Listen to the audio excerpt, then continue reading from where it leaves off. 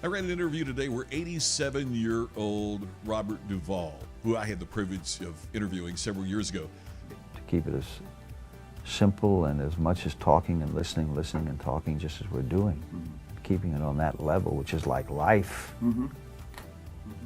And going from that approach, then that's, from my point of view, that justifies my longevity.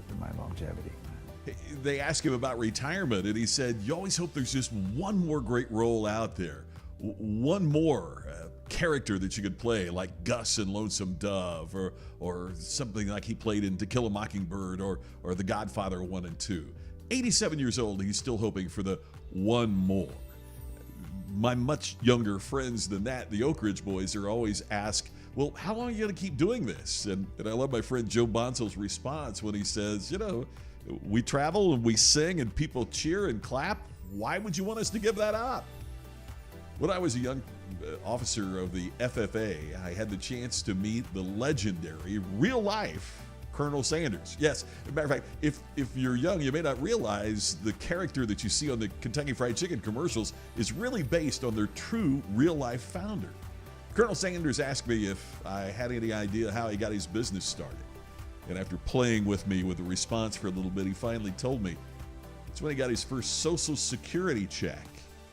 And he realized he didn't want to be living off of that for the rest of his life. So he took the proceeds of his first Social Security check and started what became Kentucky Fried Chicken. My point is this: regardless of whether you're really young or whether you're a little bit farther along on the runway of life, you're never too young and you're never too old to create something distinctive. Your challenge for 2019, as we kind of start the rundown to the end of the year, is to think about what specific activities that you're going to do in the coming year that's going to be that one more that Robert Duvall is talking about, that cheering response from the audience that the Oak Ridge boys talk about, that leverage in deciding that I'm not going to live the rest of my life this way that Colonel Sanders told me. What can you do to create distinction? What can you do to raise yourself to the iconic level? Now is the time to begin to think about that and plan the specific things that you'll do in the coming year to use the rest of the runway, no matter how much or how little you have left, to make that happen in your life.